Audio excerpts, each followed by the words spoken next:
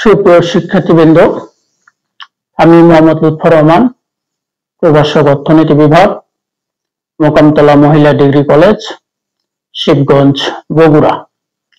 গত ক্লাসে আমি অর্থনীতি দ্বিতীয় বর্ষ অনার্স দ্বিতীয় বর্ষের অর্থনীতি বিষয়ের গাণিতিক অর্থনীতির প্রথম অধ্যায় ম্যাট্রিক্সের ইনভার্স ম্যাট্রিক্স নিয়ে মূলত আলোচনা করেছিলাম। আজকে আমি এই ইনভার্স ম্যাট্রিক্সের মাধ্যমে একমাত্রিক সমীকরণের সমাধান নিয়ে আলোচনা করব। তাহলে আজকের বিষয় মূলত একমাত্রিক সমীকরণকে ইনভার্স ম্যাট্রিক্সের মাধ্যমে সমাধান।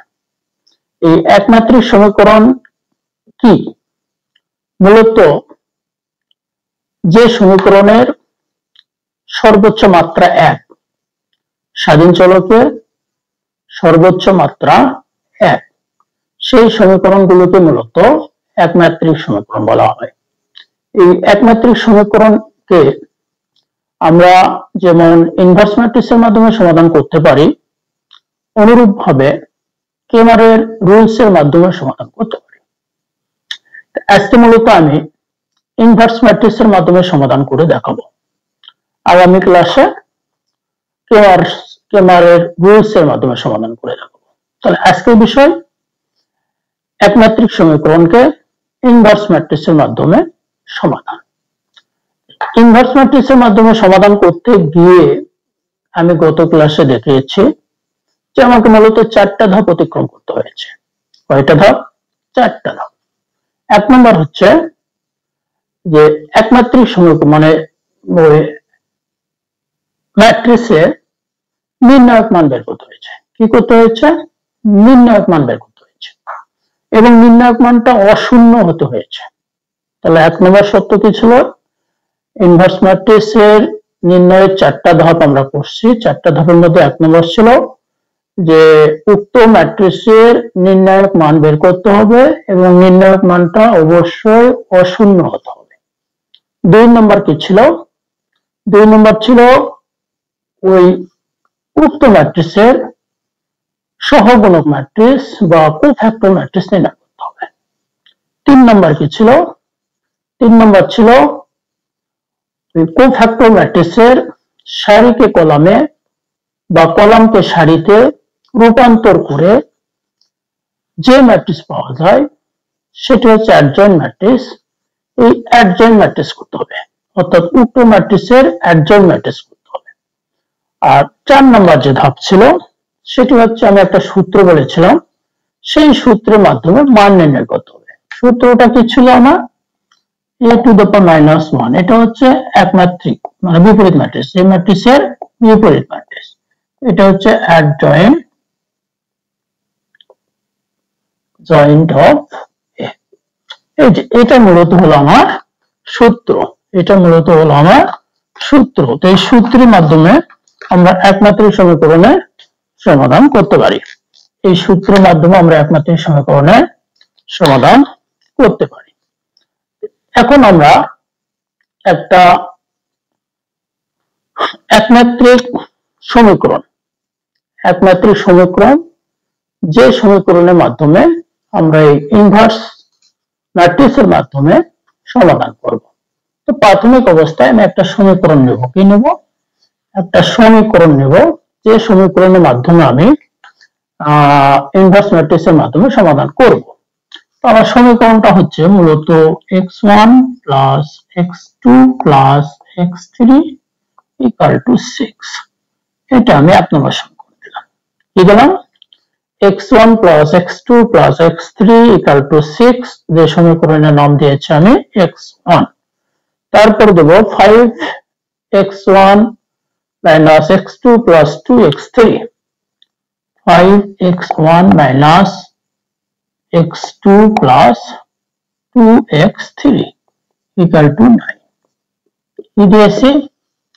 5x1 minus x2 plus 2x3 equal to 9। এইটার নাম দিলাম আমি 2 নম্বর সমীকরণ। আর একটা কি?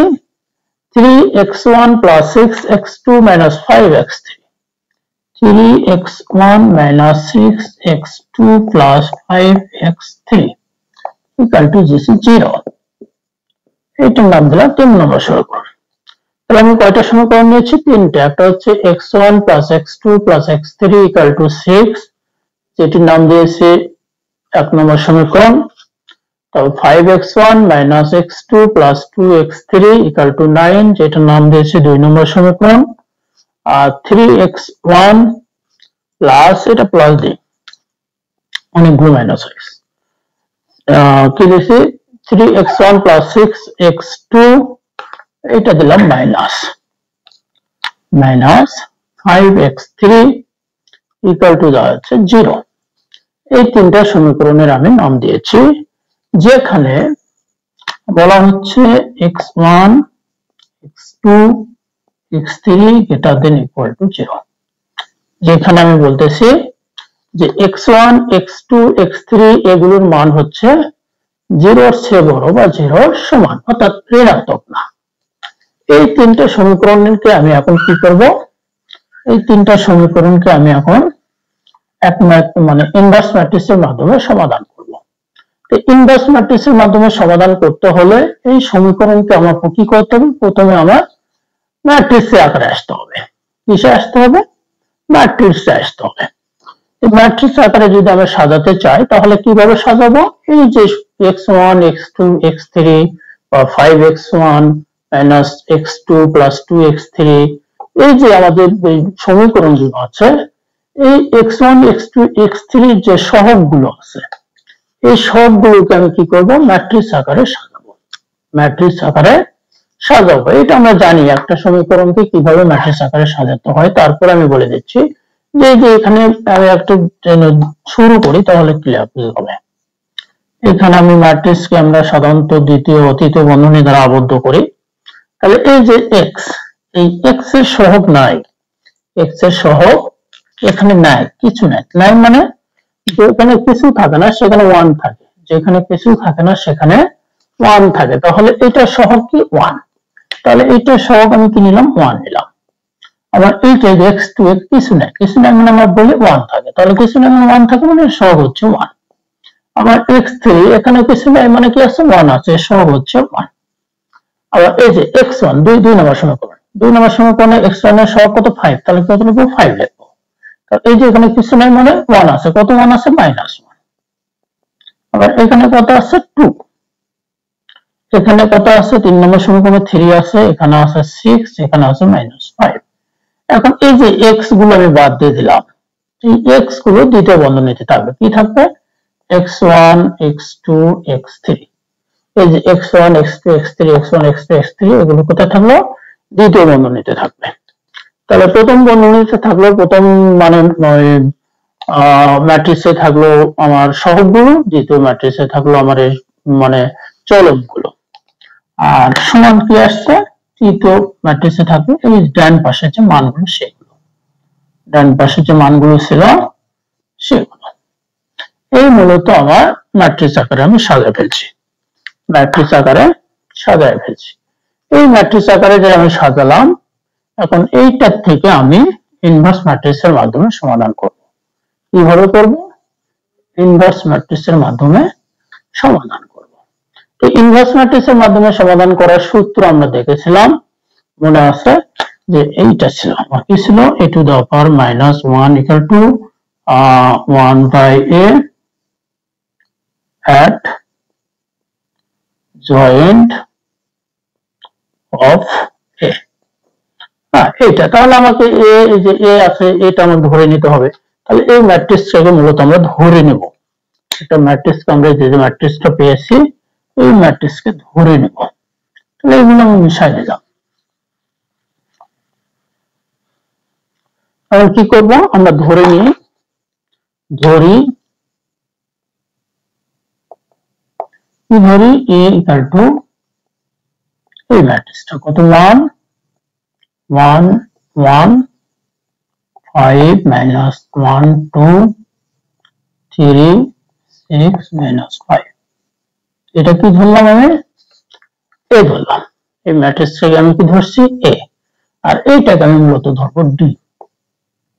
x x ইকুয়াল টু ধরে নিলাম x1 x2 x3, এটাকে আমি ধরে নিলাম x1 x2 x3, আর এই ডান পাশে যেটা থাকবে এটাকে আমি ধরে নিলাম d 690। এই তাহলে আমি তিনটা মান ধরে নিয়েছি, এটাকে ধরছি কত a, এটাকে আমি ধরেছি a, এটাকে ধরেছি x, এটাকে ধরেছি d। ঠিক আছে, তাহলে আমি অতএব পেতে পারি, অতএব আমি পেলাম কোনটা, এটা পাই না, হ্যাঁ এটা পাই। তাহলে আমার কার মান বের করতে হবে, x এর মান। তাহলে x ইকুয়াল টু আমি কত পাই, x ইকুয়াল টু আমি পাচ্ছি a to the power minus 1 a to the power minus 1 into d, a to the power minus 1 into d। এইটা নিয়ে এখন আমি কাজ করব। এই যে a to the power minus 1 into d পেয়েছি, এই সূত্র ধরেই মূলত আমি এখন কাজ করব। এই যে a ম্যাট্রিক্স পেয়েছি, তাহলে a ম্যাট্রিক্সে যে a to the power minus 1 এর ফর্মুলা কি ছিল, 1 বাই মানে নির্ণায়ক মান a, তারপরে অ্যাডজয়েন্ট হবে। এখন এই এর আমি কি করব, নির্ণায়ক মান বের করব। এর কি করব, নির্ণায়ক মান বের করতে হবে। মনে করি এগুলো কিছু নাই, এগুলো কিছু নেই, এইটা এ। এর নির্ণায়ক মান বের করতে হলে আমরা কি জানি, আমরা জানি a টু the power এই যে পরম মান কিভাবে করা হয় আমরা জানি। এইটা যখন প্রথম সারি প্রথম কলাম ধরবো তখন এই প্রথম সারি প্রথম কলাম বাদ যাবে, অর্থাৎ প্রথমে ধরবে প্লাস, এইটা ধরবো এটা থাকলো, তাহলে এইটা বাদ আর এইটা বাদ থাকলো, কোনটা থাকলো হচ্ছে এইটা, থাকলো কোনটা আমার থাকলো এইটা, এই ম্যাট্রিক্সটা হয়ে গেছে দুই কলাম দুই সারি ম্যাট্রিক্স। তাহলে এখানে আমার কি আসবে, এখানে আমার আসবে এই 5 গুণ 1 মানে -5 গুণ -1, তাহলে মাইনাস মাইনাস প্লাস, তা কত 5, এটা যেটা গুণ করলে হলো মাইনাস, সূত্রে মাইনাস 6 গুণ 12। এখন এই যে প্লাস তারপরে হবে মাইনাস কোনটা হবে, এটা -1 যখন এটা নিলাম তখন আমি এখানে আবার দেখাই, আমার কি থাকলো, যখন আমি এই -1 নিব, এটা নিব মানে প্রথম সারি দ্বিতীয় কলাম নেব, তখন এইটা বাদ যাবে আর এইটা বাদ যাবে, থাকলো কোনটা, তাহলে থাকলো আমার 5 5, এই যে 5 5 আর 3 আর 2, এই যে 5 থাকলো, এই 5 থাকলো, 3 থাকলো, 2 থাকলো। তাহলে প্রধান কর্ণ গুণ, তাহলে 5 দিয়ে এটা যদি গুণ করি মাইনাস প্লাস মাইনাস 5 5 25, আর এটা দিয়ে গুণ করলে সূত্রে মাইনাস 3 গুণ 6, যে প্লাস মাইনাস তারপর কি হবে প্লাস, কত হবে 2 মান হবে। অনুরূপ ভাবে যখন এইটা বাদ গেল আর এইটা বাদ গেল, থাকলো কোনটা, থাকলো এইটা থাকলো। এইটা যখন থাকলো তখন আবার কি আসছে, এটা দিয়ে এটা গুণ 5 6 30 মাইনাস, এটা দিয়ে এটা মাইনাস প্লাস 3 কে 3। এখন আমি যোগ বিয়োগ করি, তাহলে 12 থেকে 5 বাদ দিলে কত হয় -7, এই -25 আর -6 কত হচ্ছে -31, 31 এর সাথে -1 গুণ করলে হয় +31, তারপরে এখানে আসছে প্লাস 30 আর 3 33, তাহলে 33 আর 31 তা 64 থেকে 7 বাদ দিলে হয় 57, তাহলে এটা নট ইকুয়াল টু 0, আমরা নির্ণায়কের মান পেয়েছি কত 57, নির্ণায়কের মান পেলাম 57। এখন আমাদের কি কাজ, এখন আমাদের কাজ হচ্ছে এই ম্যাট্রিক্সটা সহগুণক ম্যাট্রিক্স নির্ণয় করতে হবে। আমার ম্যাট্রিক্সটা কি ছিল, আমি একটু ভালো করে লিখি, এখানে কাটাকাটি হয়ে গেল। এই ম্যাট্রিক্স আমার কি ছিল 1 1 1, তারপরে 5 -1 2 3 6 -5, এটা হলো আমার ম্যাট্রিক্স, এটা আমার কি ম্যাট্রিক্স। তাহলে এই ম্যাট্রিক্সের এখন আমি কি করব, সহগুণক নির্ণয় করব। কি করব, সহগুণক নির্ণয় করার ফর্মুলা কি ছিল, আমরা জানি যে alpha 1 1 alpha 1 2 alpha 1 3, alpha 2 1 alpha 2 2 alpha 2 3, তারপর আলফা 3 1 আলফা 3 2 আলফা 3 3। এই ফর্মুলায় আমরা মান দেব, মানে আলফা 1 1 মানে কি প্রথম সারি প্রথম কলাম, এটা হচ্ছে আলফা 1 2 মানে প্রথম সারি দ্বিতীয় কলাম, আলফা 1 3 মানে প্রথম সারির তৃতীয় কলাম। আলফা 1 1 মানে হচ্ছে এটার সাথে এইটা, তাহলে আলফা 1 2 মানে এইটা, আলফা 1 3 মানে এইটা। অনুরূপভাবে 2 1 মানে হচ্ছে দ্বিতীয় সারি প্রথম কলাম, 2 2 মানে হচ্ছে দ্বিতীয় সারি দ্বিতীয় কলাম, 2 3 মানে হচ্ছে দ্বিতীয় সারি তৃতীয় কলাম, আর 3 1 মানে হচ্ছে তৃতীয় সারি প্রথম কলাম, এটা তৃতীয় সারির দ্বিতীয় কলাম, তৃতীয় সারির তৃতীয় কলাম। এই মানগুলো আমরা বের করব, এই মানগুলো বের করব। তাহলে এই ম্যাট্রিক্স থেকে যখন আমি এই মানগুলো বের করব, এখানে একটা সূত্র আছে, এখানে কিছু ফর্মুলা আছে, সেই ফর্মুলাগুলো আমি গত ক্লাসে বলছি, আবার আমি বলতেছি যে কি হবে, এই plus minus plus minus plus minus plus minus plus. আমরা ফর্মুলাটা কি, প্লাস দিয়ে শুরু করব, তারপর প্লাসে মাইনাসে প্লাস মানে প্লাস, তারপর মাইনাস, তারপর প্লাস, তারপর মাইনাস, তারপর প্লাস, তারপর মাইনাস, এভাবে চলবে। এটা শুরু করবো প্লাস। এখানে মনে রাখার আরো একটা কৌশল আছে, যে এই যে 1 1, এই 1 1 যোগ করলে কত হয়, 2 হয়, মানে জোড় সংখ্যা হয়। এই 1 1 যোগ করে যদি জোড় সংখ্যা হয় তাহলে হবে প্লাস চিহ্ন, আর যদি বিজোড় সংখ্যা হয় তাহলে সামনে হবে মাইনাস চিহ্ন। মানে 1 1 যেহেতু 2 আসছে জোড় সংখ্যা, তাহলে এখানে প্লাস চিহ্ন আসবে। তারপর 1 2 যেহেতু 3 বিজোড় সংখ্যা, তাহলে এখানে মাইনাস চিহ্ন আসবে। আবার 1 3 হচ্ছে জোড় সংখ্যা, 1 আর 3 যোগ করলে 4 হয় জোড় সংখ্যা, এখানে প্লাস চিহ্ন আসবে। তার মানে এখানে কি চিহ্ন হবে, জোড় সংখ্যা, প্লাস চিহ্ন। এখন এই ম্যাট্রিক্সটা দেখি আমি কোনটা ধরছি, এটা ধরছি। তাহলে যেটা ধরছি ওই সারি ওই কলাম বাদ, যেটা ধরছি সেই সারি সেই কলাম বাদ। তাহলে আমার এই সারি আর এই কলাম বাদ, তাহলে থাকলো কোনটা, এটা। থাকলো কোনটা, এটা। এখানে কি চিহ্ন হবে, প্লাস চিহ্ন। প্লাস চিহ্ন সামনে দিতে হবে না। তাহলে -5 আর -1 গুণ করলে কত হয়, -1 +5, +5। এখন সূত্রে মাইনাস, সূত্রে মাইনাস। এখন 2 আর 6, 6 দুগুণে কত হয়, 12, 12। কিন্তু 12 থেকে 5 বাদ দিলে কয়, -7। প্রথমটা পেয়ে গেলাম। এই যে এখন দেখো এখানে এখানে প্লাস চিহ্ন আছে, এখানে কত আছে, 2 আর 3, 3 বিজোড় সংখ্যা, তাহলে এখানে মাইনাস চিহ্ন দিয়ে শুরু হবে। কি হবে, বিজোড় সংখ্যা। তাহলে এখন আমি কি করব, এখন আমি এই 2 ধরবো। এই 2 যখন ধরবো তাহলে আমার কি হবে, এই সারি আর এই কলাম বাদ, আর এই দুটা বাদ, এই দুটা বাদ। তাহলে আমার থাকলো কি, 5 2 3 6, 5 2 3 5 -5। তাহলে এখানে প্রথম কলাম কিন্তু এই দুটা, তাহলে মাইনাস মাইনাস কি হলো, প্লাস মাইনাস মাইনাস, 5 5 25 -25, আবার সূত্রে মাইনাস, এই 3 2 6। তাহলে কত আসছে, এই 6 5 6 কত হচ্ছে, 25 আর 6 31, -31 সামনে মাইনাস, তাহলে +31। বুঝা গেছে। অনুরূপ ভাবে এখানে 3 মানে এটা, তাহলে এটা বাদ, এটা বাদ, এই সারি বাদ, এই কলাম বাদ, তাহলে থাকলো কোনটা, থাকলো এইটা। তাহলে 3 আর 4, তাহলে 6 5 6 30, -1 প্লাস 3 1 3, কত আসছে, 33। বুঝা গেছে। এখন 2 1, 2 1 কোনটা, এই একই ভাবে আমাদের সব মানগুলো বের করতে হবে, সব মানগুলো বের করতে হবে। তাহলে 2 1 কোনটা, এটা। তাহলে এই সারি এই কলাম বাদ, তাহলে 5 এটা থাকলো। 2 1 এর সামনে কি হয়, মাইনাস চিহ্ন হয়, আমরা জানি। তাহলে এই কোনটা ধরছি, এটা। তাহলে এই সারি এই কলাম বাদ, তাহলে কোনটা, এটা, -5, -5, এটা গুণ করলে হচ্ছে -6। তাহলে কত আসছে, মাইনাস 5 6 11, সামনে মাইনাস আছে, এজন্য +11। অনুরূপ ভাবে 2 2 প্লাস চিহ্ন, এটা এই সারি এই কলাম বাদ, তাহলে এটা দিয়ে এটা গুণ, আর এই সারি কি হলো, এই সারি আর এই কলাম বাদ, তাহলে এটা দিয়ে এটা গুণ, কত আসছে, -5, আর এটা দিয়ে এটা গুণ করলে হচ্ছে -3, সমান কত হচ্ছে, -8, -8। ঠিক আছে, কি হলো, এটা ধরছি। তাহলে এই সারি এই কলাম বাদ, এটা দিয়ে এটা গুণ, এটা দিয়ে এটা গুণ। ওকে। তারপরে এখানে মাইনাস চিহ্ন আসছে, কোনটা, এটা। কোনটা, এই 2, তাহলে এই সারি এই কলাম বাদ, তাহলে থাকলো কি, এটা 6, এটা দিয়ে এটা গুণ করলে কত হচ্ছে, 6 6 মাইনাস, এটা দিয়ে এটা গুণ করলে হচ্ছে 3, তাহলে 6 তে মাত্র -3।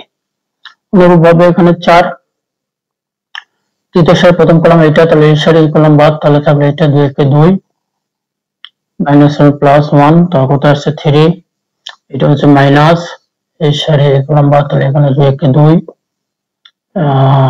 কোনটা বাদ দিচ্ছে, এটা বাদ, এটা বাদ, 2 1 2, -5 1 5, সমান কত আসছে, 3। ওকে। তারপরে এখানে এইটা বাদ, এইটা বাদ, এইটা বাদ, এটা বাদ, তাহলে এটা দিয়ে এটা, 3 2 6 -1, এটা হচ্ছে -5, -6, এই মোটামুটি আমি পেয়ে গেলাম। মোটামুটি কি পেলাম, এই কোফ্যাক্টরের মানগুলো পেয়ে গেছি। কোফ্যাক্টরের মানগুলো আমি কি হয়েছি, পেয়ে গেছি। তাহলে cofactor of A,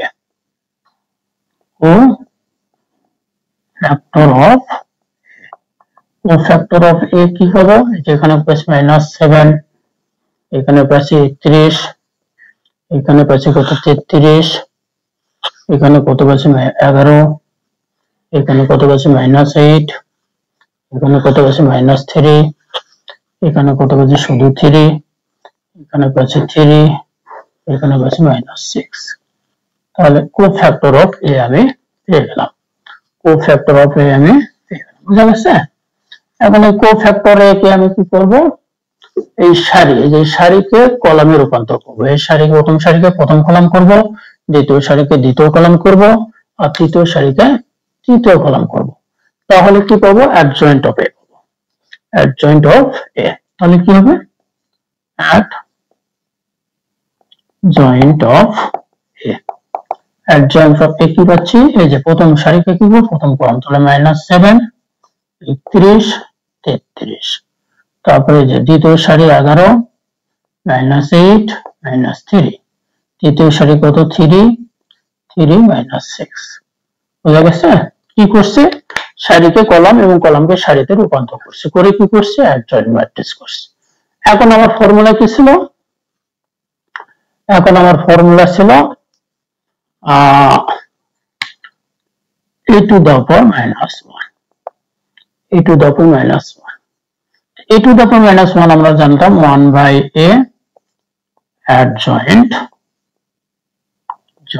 of a, এটা হবে সূত্র। আর x এর মান আমি কত পেয়েছিলাম, x ইকুয়াল টু আমার ছিল a to the power -1 into d, a to the power -1 into d। তাহলে a to the power -1, a to the power - এর মান কোনটা, এটা a to the power -1 এর মান তো বসাই দিই। তাহলে a to the power -1 আমি পাচ্ছি 1/a, তারপরে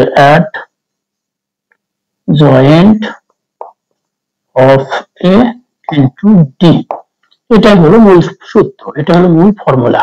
এই ফর্মুলায় আমি মানগুলো এখন বসাই দেব, ফর্মুলার মানগুলো বসাই দেব। তাহলে আমি কি পাচ্ছি, x ইকুয়াল টু আমি কি পাচ্ছি, x ইকুয়াল টু আমি পাচ্ছি 1/a, 1/1। তাহলে এখানে 1 কত ছিল, আমার মান মনে আছে 57, পরের মান কত আসছে 57।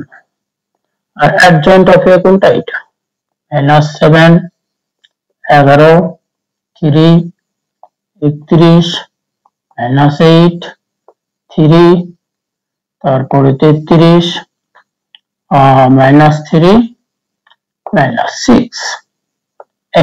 আর ডি এর মান কত আসছে, ডি এর মান আমাদের মনে আছে 690, 690। এইটাই এখন আমরা সমাধান করব, এটা এখন আমরা সমাধান করব, তাহলে আমাদের মানটা আমরা পেয়ে যাব।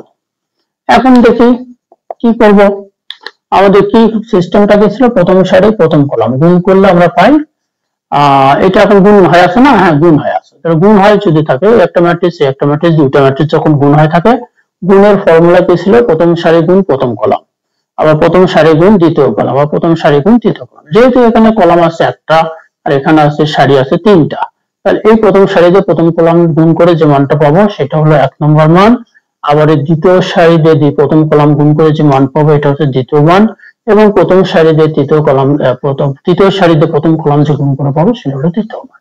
তাহলে আমার ঘটনা কি ঘটলো, এখন আমরা 1/57, এটা 7 দিয়ে 6, তাহলে 6 7টা কত 42, -42। তাহলে এই যে প্লাস, গুণের ক্ষেত্রে কি হয়, প্লাস হয়, গুণের ক্ষেত্রে প্লাস হয়। এই যে 11 গুণ 9, তাহলে কত হলো 99। তারপরে হচ্ছে প্লাস 3 দিয়ে 0 গুণ করলে হলো 3, প্রথমটার কাজ শেষ। তাহলে আবার এতে 31 দিয়ে গুণ করলে হচ্ছে 6 1 6, 3 6 18, 3 6 18, এই যে প্লাস মাইনাস মাইনাস, ঠিক আছে। তাহলে 8 দিয়ে 9 গুণ করলে 8 9 72, প্লাস আবার 3 দিয়ে 0 গুণ করলে 0, আর 33 দিয়ে 6 গুণ করলে 3 6 18 8, 3 6 18 1 19, তাহলে 3 দিয়ে মাইনাস 3 নং 27 প্লাস 0 বুঝা গেছে।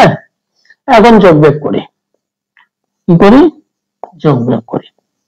যোগ বিয়োগ করলে কত হবে, এই যে 2 আছে কত হলে 9 7, 4 আছে কত হলে 5 9, 4 আছে কত হলে 9 5, তারপরে এই যে 2 আছে কত হলে 6 4, 7 আছে কত হলে 8 1, তারপরে 1 1 1, তারপরে যে 7 আছে কত হলে 8 1, তারপরে 2 2 আছে কত হলে 7, এখানে কত মান, এই মানটা আমি পেয়ে গেছি। এখন কি করব, এখন এই যে 57 দিয়ে প্রত্যেকটা ভাগ করব।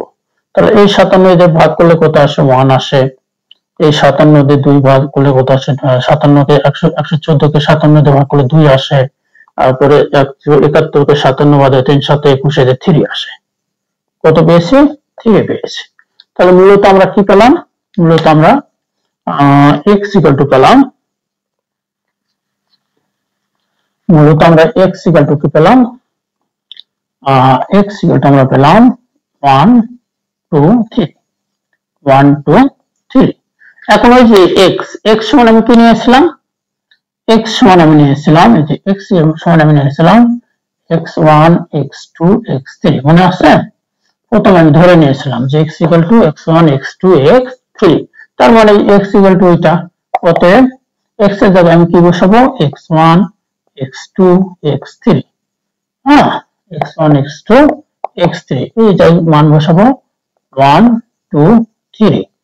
তাহলে এই যে x1 এর সাথে 1, x2 এর সাথে x2 এবং x3 এর সাথে 3, অতএব আমরা বলতে পারি x1 equal to 1, x2 equal to 2, x3 equal to 3। মূলত এটাই হচ্ছে আমার অ্যানসার, এটাই অ্যানসার। এইভাবে আমরা ইনভার্স ম্যাট্রিক্সের মাধ্যমে একটা একমাত্রিক সমীকরণের সমাধান করতে পারি, ইনভার্স ম্যাট্রিক্সের মাধ্যমে একমাত্রিক সমীকরণের সমাধান করতে পারি। এখন এই যে আমি সমাধানটা করলাম, এই সমাধানটা আমার উত্তর ঠিক হয়েছে কিনা, এতক্ষণ ধরে আমি কাজ করলাম, ক্যালকুলেশন করলাম, কিন্তু উত্তরটা ভুল হয়ে গেল শেষ। এই উত্তরটা ঠিক হয়েছে কিনা এই অঙ্ক থেকে আমি যাচাই করতে পারি, আমি অঙ্ক থেকে যাচাই করতে পারি আমার অঙ্কটা ঠিক হয়েছে কিনা। আমি একটু বুঝাই দিই, দেখো আমি প্রথম যে সমীকরণগুলো ধরেছি, আমি x এর মান কত পাচ্ছি, x1 এর মান পাচ্ছি 1, x2 এর মান পাচ্ছি 2 এবং x3 এর মান পাচ্ছি 3।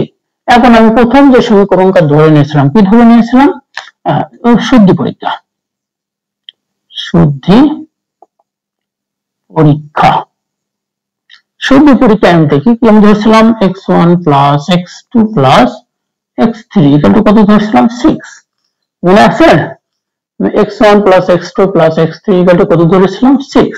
এখন দেখি তো এই যে x1 বা x1 লেফট হ্যান্ড সাইড কি আছে x1 plus x2 plus x3, তো এই যে x1 এর মান কত, যেমন এখানে বসে দিলাম 1 প্লাস x2 এর মান কত 2, এখানে বসালাম 2 প্লাস এই যে x3 এর মান কত 3, এখানে বসালাম 3। এই তিনটা যোগ করে কত হয় 3 2 5 এর 1 6। তাহলে এই যে দেখ লেফট হ্যান্ড সাইড সমান রাইট হ্যান্ড সাইড মিলে গেছে, কত লেফট হ্যান্ড সাইড সমান রাইট হ্যান্ড সাইড। তার মানে বোঝা যাচ্ছে যে আমার অঙ্কটা ঠিক আছে, অঙ্ক থেকে যে ক্যালকুলেশন করে যে মানটা পেয়েছি এই মানটা ঠিক আছে। এই শুধু এক নম্বর এই সমীকরণে না, আমরা যে তিনটা সমীকরণ নিয়ে কাজ করছি, এই তিনটা সমীকরণে যে কোনো সমীকরণে যদি আমরা মান বসায় দিই তাহলে আমার লেফট হ্যান্ড সাইড এবং রাইট হ্যান্ড সাইড ঠিক হবে, left hand side and right hand side ঠিক হবে। তাহলে আমরা বুঝতে পেরেছি ইনভার্স ম্যাট্রিক্সের মাধ্যমে একটা একমাত্রিক সমীকরণে কিভাবে সমাধান করতে হয়।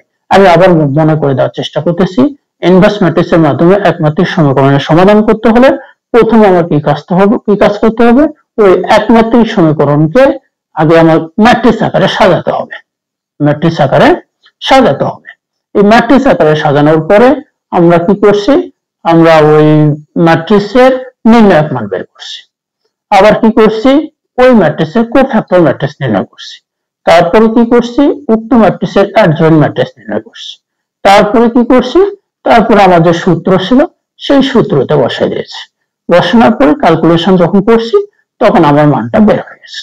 এখন আমি অঙ্কটা হয়েছে কিনা এটা শুদ্ধি করার জন্য আমি শুদ্ধি পরীক্ষা করছি। শুদ্ধি পরীক্ষার ফর্মুলাটা কি ছিল, যে আমি যে তিনটা সমীকরণ থেকে সমাধান করেছি এই তিনটা সমীকরণের যে কোনো একটা সমীকরণে এই প্রাপ্ত মানগুলো বসায় যদি লেফট হ্যান্ড সাইড এবং রাইট হ্যান্ড সাইড সমান হয় তাহলে বুঝবো যে আমার অঙ্কটা ঠিক আছে। প্রিয় শিক্ষার্থীবৃন্দ, আজকে আমরা একটা একমাত্রিক সমীকরণকে ইনভার্স ম্যাট্রিক্সের মাধ্যমে সমাধান এবং আমার সন্ধি পরীক্ষাটা জানলাম।